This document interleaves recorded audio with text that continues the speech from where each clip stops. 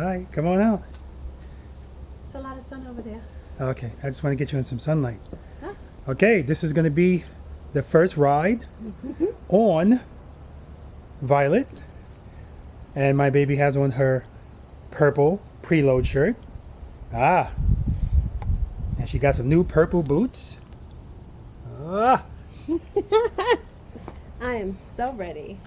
And this is the first time that I'm actually recording using the Insta360 camera, not in 360 mode.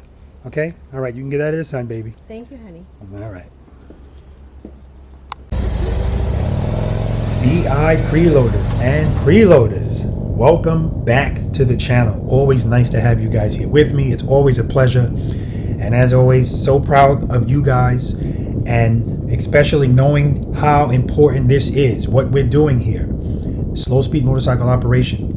Understanding how important it is. Look at us waving at you guys. All right, so anyway, guys, for those of you that have never been here before, let me just give you a quick introduction. My name's Robert. I'm a retired NYPD Highway Patrol motorcycle lieutenant. I did a wonderful 22-year career with the NYPD. 15 of those years were spent with the motorcycle unit. The name of my channel is called Robert Simmons Paying It Forward. And I created this channel with two things primarily in mind. Firstly, I wanted to share my knowledge, experience, and training that I received from the NYPD Highway Patrol motorcycle unit with you guys, with a special focus on slow speed motorcycle operation, because that's the most important aspect of riding a motorcycle. Because once you slow down 15 miles per hour or less, it takes 100% of your skill to keep that motorcycle upright without putting your feet out. Secondly, I want to help you guys be the boss of your motorcycles. And all that means is I want you to feel confident enough to make right turns, left turns, and U-turns. And I don't want you to have to think twice about it. Okay? I also hold practice sessions, usually on a weekly basis, down here in Pooler, Georgia. It's free of charge to my V.I.Preloaders. And if you guys are interested in coming down and practicing with us, go to the description section. The information is in there to tell you everything you need to know about coming out and practicing with me. Okay, so in this video, guys, that's a 2021 Limited CVO that I just purchased. And I purchased this motorcycle with my wife in mind. It's her favorite color, which is purple. And I wanted her to be comfortable. So this is the first time she's on the motorcycle to let me know how she feels. And man, I'm hoping that she likes it. You know, I asked her before I bought the motorcycle, honey, can you come down and do a test ride with me? And she's just not interested. She doesn't want to do anything involving purchasing any kind of vehicle. She just doesn't. If it's a car that I'm buying for her, she tells me to test drive it. And in the motorcycle's case, she's not interested. She said, you just ride it. So again, this is the first time that she's on the motorcycle, and I wanted to share it with you guys. So here it is. Enjoy.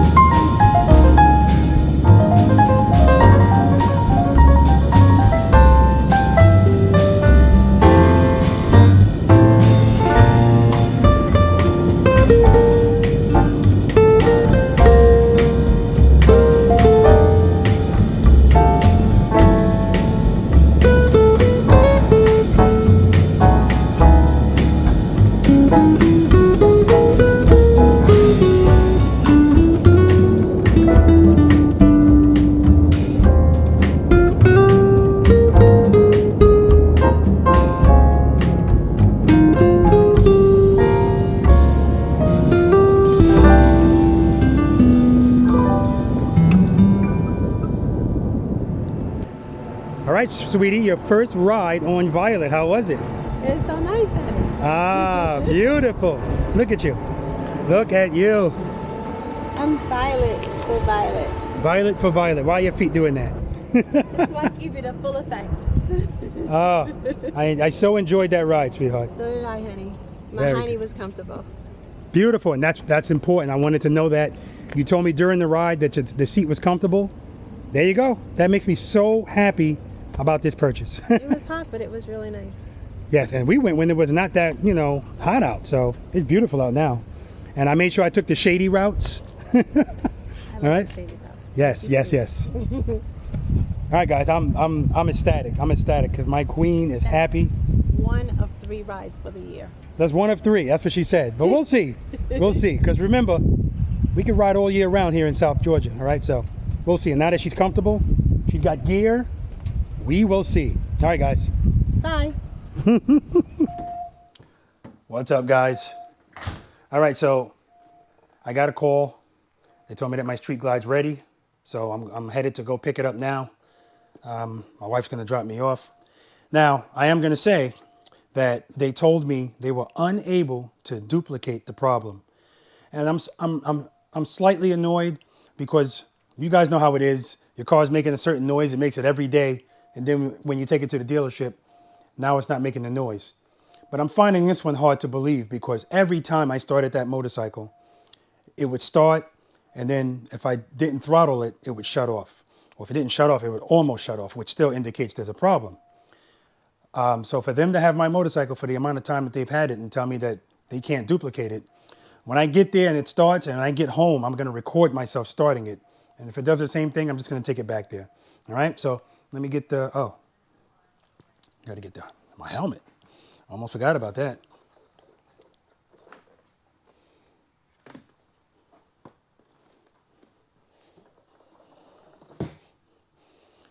All right.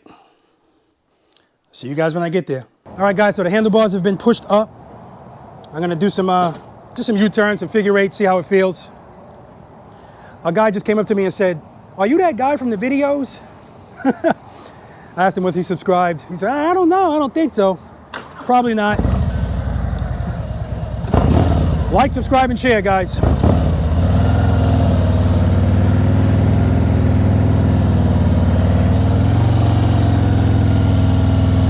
Yeah, it's better. I'm still going to switch to the 10-inch because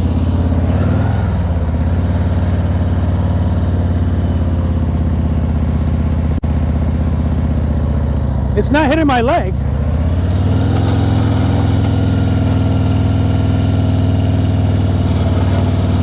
I guess that's the most important thing.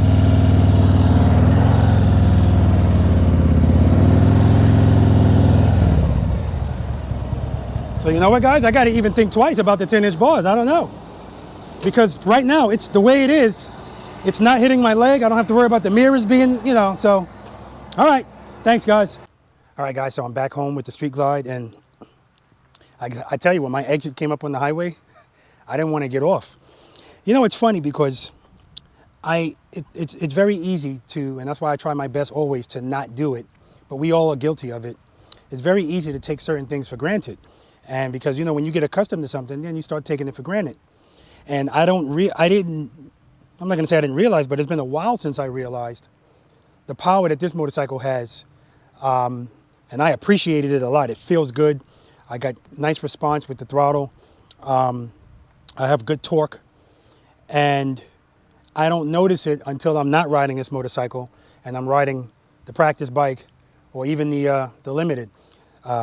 This has a stage 3 on it. So I know I said with the Limited that 117 is fine. I don't need any more power than that, especially, with it just being my wife on the back. That's the only reason I'm going to ride that motorcycle for the most part. But I'm just saying, guys, I'm just saying. That's why I said I'm never going to say never again. That's not to say I'm going to do that, but I'm just not going to give you a hard, I'm definitely not doing that, okay? Because, it's definitely a difference, and I appreciate it, and I like it. And I just like this motorcycle. I like the way it looks. I like the way it feels. And the fact that they moved these handlebars up now, I'm still going to get 10-inch bars because even though the tip of the front brake and the tip of the clutch handle, it's a millimeter away from my knee, right? And I don't want it anywhere near my knee, you know, just in case my leg is in a different position or whatever. Now, pushing these handlebars all the way up on this motorcycle with this seat, this is a seat that's two things that gives this seat an advantage, for me at least, over the seat on the Limited. One, this seat is pushed back 2 inches, right? So obviously if I'm pushed back more, my legs straighten out a little bit, so that gives me a little more clearance. Secondly, this is a low profile seat, so it's lower too.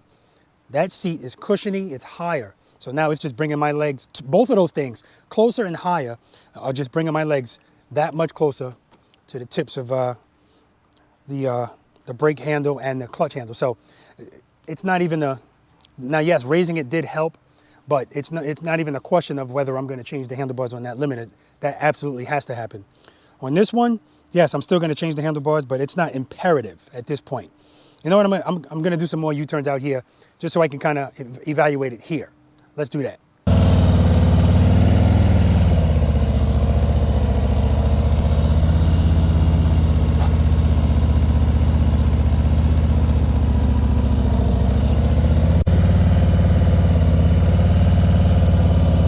Yeah, so if I look down, like right there, I just felt the tip of the front brake handle touch my leg. So,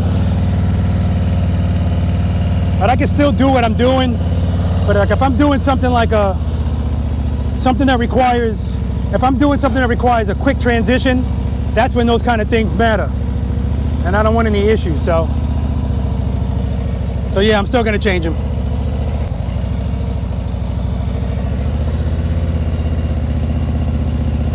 Not that that was ever a question. I was always going to change them, but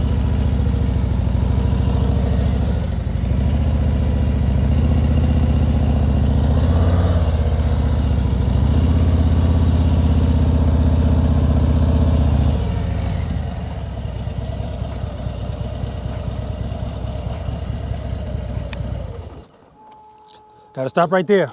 You don't want to put the pipes on the grass. You don't want to put the pipes on the grass. All right, guys, so I'll keep you guys updated on what's going on with this motorcycle with the cold start, see if I have any more issues with it. I'm anticipating that I am going to have it because it was doing it so frequently that the fact that it didn't do it at the dealership, that's not making me think the situation has been solved. So, but I'll let you guys know about that. And as always, I appreciate you guys spending time with me. All right, spend more time being thankful for the things that you have and less time complaining about the things that you don't. I want to give a special shout out to my brothers and sisters in blue. Please be careful out there. Know that you're appreciated. Special shout out to the NYPD Highway Patrol Motorcycle Unit, particularly Highway 1, because that's where I worked, and the Highway District Motorcycle District School, because that's who taught me how to ride that bad boy the way I do. But remember, it doesn't end there, guys. I kept practicing because you have to keep practicing. It's a perishable skill. And I'm not just talking about to be able to do all that kind of stuff, just riding in general. It's a perishable skill, all right? So guys, make sure you're practicing, make sure you're educating yourselves, watching my videos, watching whoever's videos you want to watch. You want to watch Ride Like a Pro, Boots and Jeans, Texas Pro Rider, you know, all of those guys that get Moto Jitsu, all of those guys are good. The information that they're giving are good. One thing you're going to realize though is we're all talking about the same things, right? Because this is not rocket science, like I always say. It's just a few techniques that you have to be able to put together, and you know, that's when you're going to become the boss of your motorcycle, okay? All right, guys, practice, practice, practice, practice, practice. Preload, keep it loaded, and practice, practice, practice, because practice breeds confidence, guys. And a confident rider is a safer rider, and it's a rider that's going to enjoy riding that much more. Until next time, guys. So I just put my kickstand down briefly. See that on my sidewalk? Or should I say on my walkway? So that's why those things are so important. Imagine you do that every time you put your motorcycle down on your driveway. Every time. What's your driveway going to look like over time? So if you don't have a kickstand coaster, all right, I got these from Amazon. And there's one on this one as well. And I did order another one. I actually ordered it for Violet, but Violet was here, and Valiant, that's the name of this motorcycle. My wife, I forgot to tell you guys, my wife also named this motorcycle Valiant. Because it was in the shop, I loaned the kickstand coaster from Valiant to Violet. But I got a new one now, so Valiant can have her kickstand coaster back, and the new one will go to Violet.